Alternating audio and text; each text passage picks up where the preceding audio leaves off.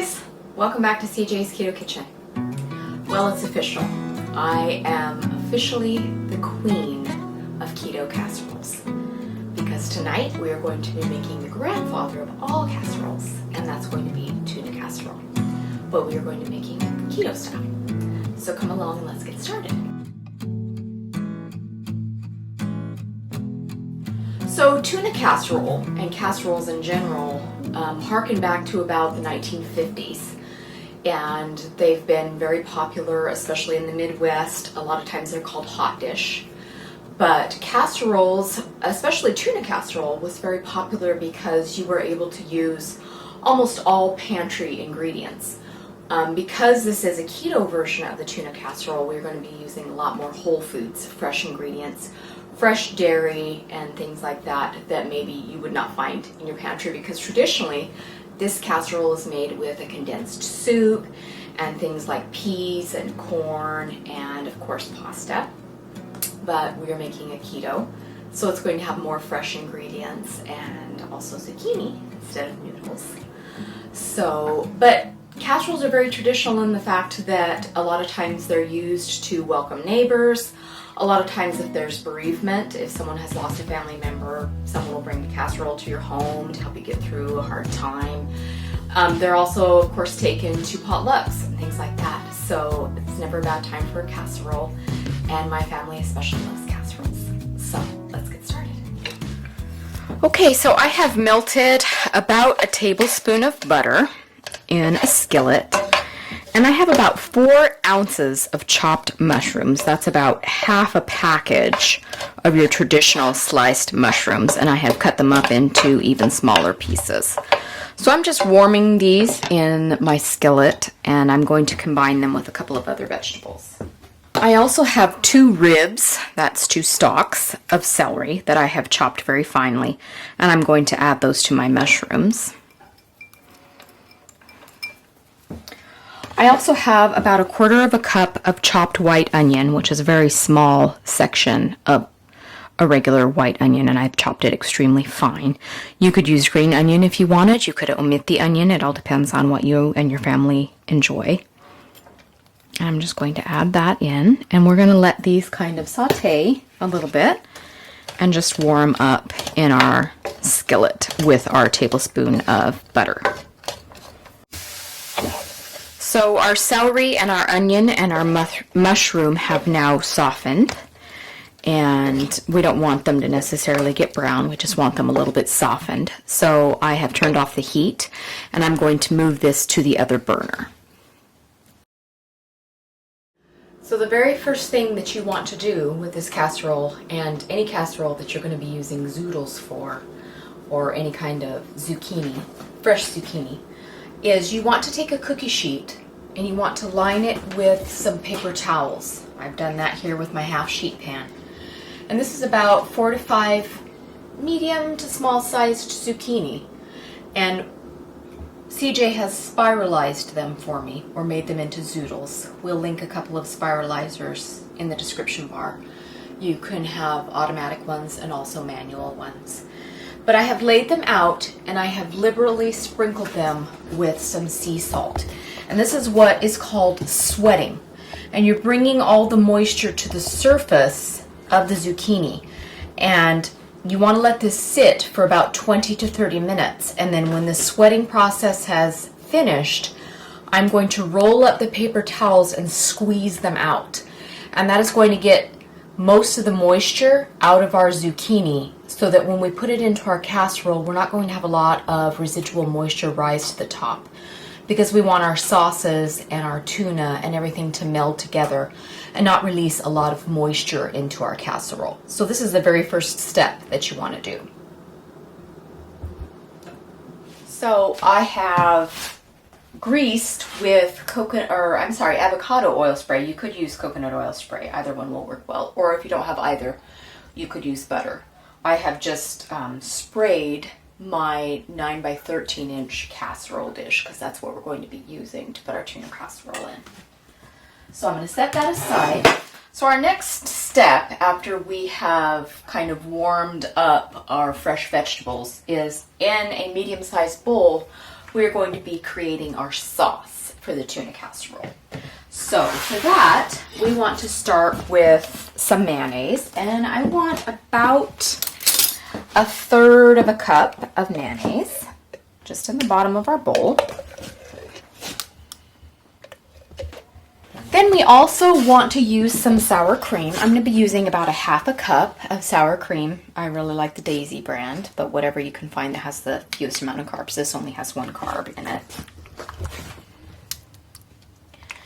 And like I mentioned, in a traditional tuna casserole, you would be using a condensed soup of some kind. Cream of celery, cream of mushroom, cream of chicken, something like that. But those are very high in carbohydrates, so we're going to be using some more fresh berry ingredients to keep our carbs low. So to this, I want to add some seasonings because, of course, this is very bland and we want to create a savory sauce. So I'm going to be adding my favorite, of course, my 21 seasoning salute. And you could add, you know, of course, whatever seasonings you like. And a little bit of garlic powder.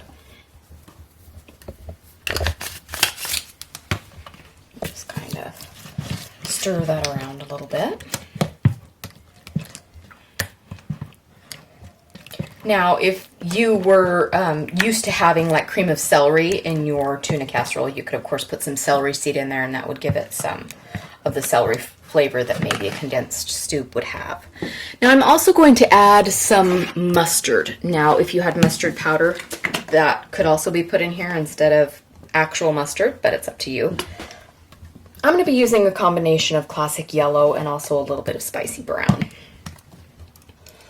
because we really want our sauce to have good flavor.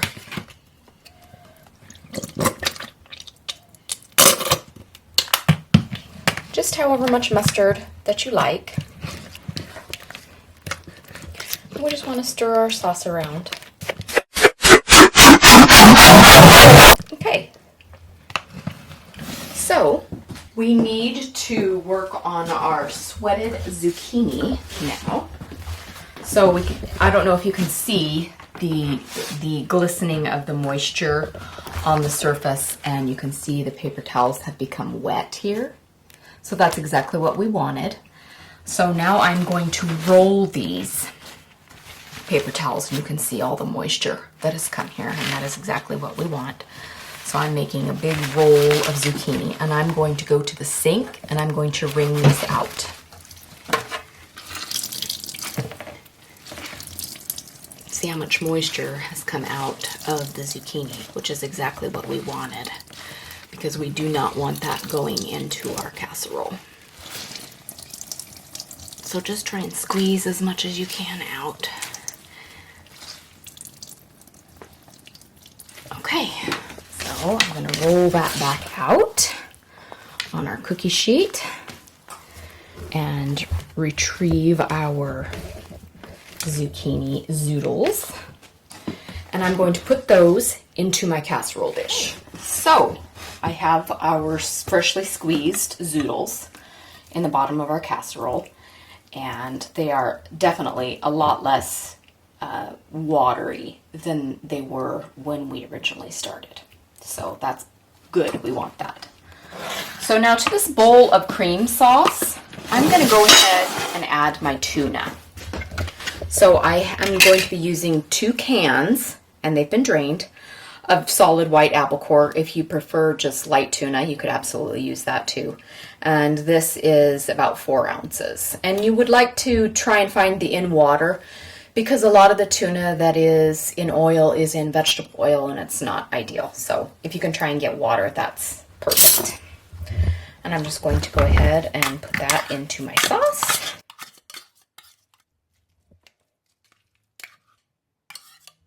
And I'm just going to kind of stir that around, breaking up the tuna a little bit, because sometimes it's in large chunks, and so we kind of want that broken up a bit. So we're going to go ahead and put our sauce into our zoodles. I'm just going to dump this right in the center, because that's what's wonderful about casseroles, is everything just kind of gets put in and stirred up. Make sure that we get all of our sauce in here. Just kind of stir that around into our zoodles.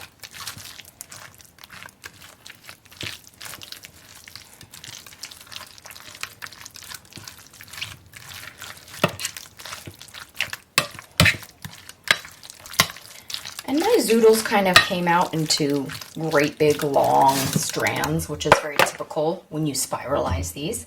So I'm actually going to take my kitchen shears and I'm going to cut them into smaller chunks so that when I cut it, it will cut into better squares. If you like great big long strands, then you can absolutely just leave it. Okay, now for our veggies that we sauteed. Those are going to go in. And if you'd rather use something than what I used, feel free. You could use broccoli if you'd like, or something else. So I'm just stirring everything around to combine it in our casserole dish. Okay, now we need to add some grated cheese. And I have grated some cheese here. And we're not going to use all of this. But this is about 4 ounces of grated cheese that I just grated from a brick. So I'm going to use not quite 4 ounces of cheese. So if you're getting it in a bag, which I do often, usually a bag of cheddar cheese is about 6 to 8 ounces, so you would use almost all of that. So we're going to stir this cheese around really well. And then we are going to press our casserole down to make a nice even surface, because we are going to put a very traditional item on top. And generally with casserole or hot dish, you would sprinkle breadcrumbs, or sometimes people would use actually crushed potato chips. So because that is not an option for keto, I'm going to be putting some keto breadcrumbs on the top. And how you make keto breadcrumbs is with blanched almond flour. I have about half a cup here in my bowl, and I'm going to add some grated Parmesan cheese. If you wanted to use Parmesan cheese that is in shreds, you absolutely could do this, but I find that using Parmesan cheese that's in a jar like this just gives it a really nice breadcrumb type texture, and that's what we're going for. So to my almond flour, I'm going to put, I would say, about 1/3 of a cup of breadcrumbs in here. I'm sorry, of grated Parmesan cheese. We're making breadcrumbs.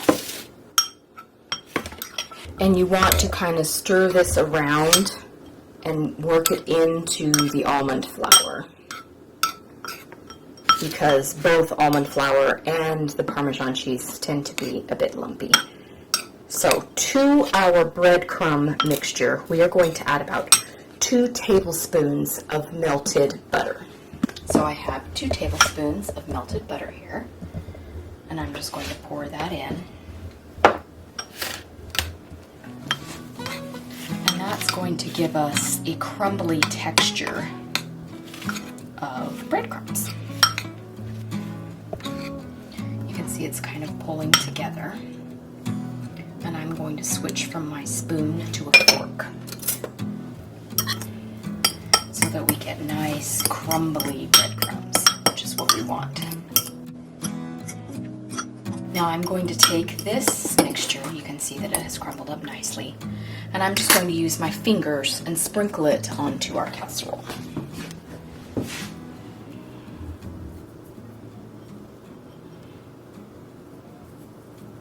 And these are going to get nice and golden brown in the oven, so it will really lend itself to our traditional casserole. Because like I said, in a traditional tuna casserole, you would have either breadcrumbs or crushed up potato chips. Neither which, of course, is keto. So, all right. So here we have our tuna casserole, and it's ready to go into the oven. We have our oven set at 375. And we are going to cook this for about 35 to 40 minutes, or until it's nice and golden brown and starting to bubble on the top.